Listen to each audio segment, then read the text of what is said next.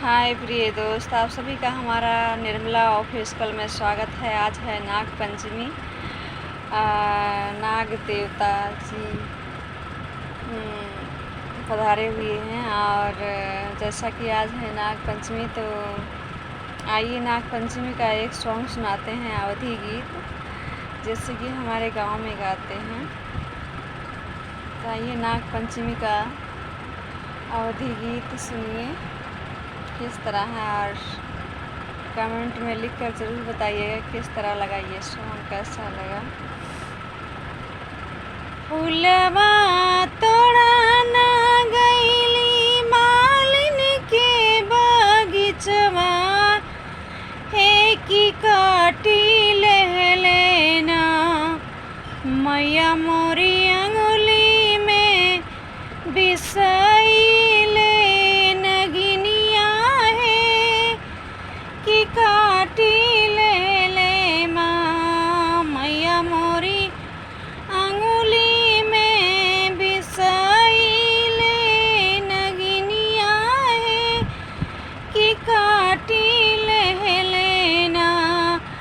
पूजा खातिर ले ले मैया तोहरा याढ़ौलवा है कि फुलवा मैया मोरी डासले नगिनिया है कि हथवा में होना डाइनिया मैया काइलस जदुटनवा है कि कामन डाइन ना हम पे कैलस जादू टनवा है कि कामन डाइन ना कैसे कि जइबो मैया तोहरे मंदिरवा है कि पोरे पोरे ना मैया मोरी काटली नगिनिया है कि उठे मैया मोरी पोरे पोरे दर्दिया है कि उठे लागल माँ मैया मोरी शरीर में जहरवा है कि फैले लागल ना। फूलवा तोड़ा ना गईली मालिन के बगीचवा काटी ले लेना मैया मोरे हाथ में बिसाई ले नगिनिया है कि काटी ले लेना। रहिया देखता मैया कि रहिया देखता है बाबू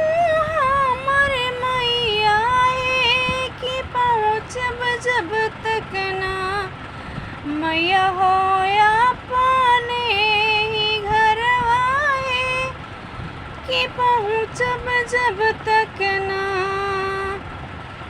पहुँची के घर मैया दूधवा लहुआ है कि चढ़ाई बैना मैया हो बिसाई चढ़ैबे मैया ना तोहके दूधाया और लहुआ है कि नागे देवता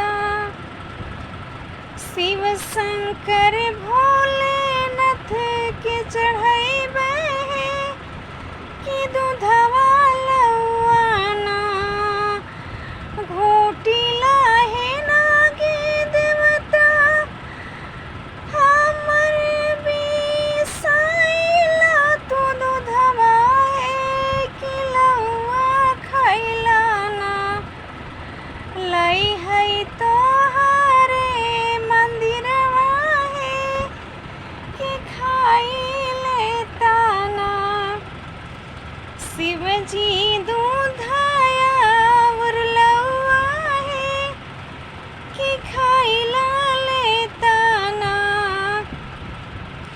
नाग जी दूधाया उरलौआ है कि खाइला लेता कि आइए।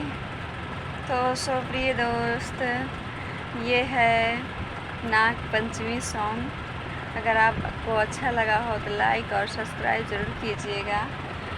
आज सुबह सुबह नाग पंचमी है, आज सावन का सोमवार व्रत भी है और नाग पंचमी बहुत ही अच्छा मुहूर्त है।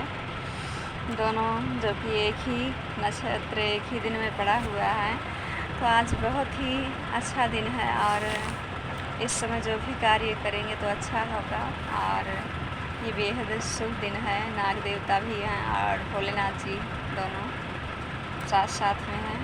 इनकी बड़ी अच्छी कृपा होगी सभी दर्शकों पर और सभी मनुष्यों पर। तो सो गाइस, इस सॉन्ग को ज़रूर सुनिएगा, नाग देवता सॉन्ग, क्योंकि आज नाग पंचमी है और दूध और लावा सभी लोग चढ़ा रहे हैं।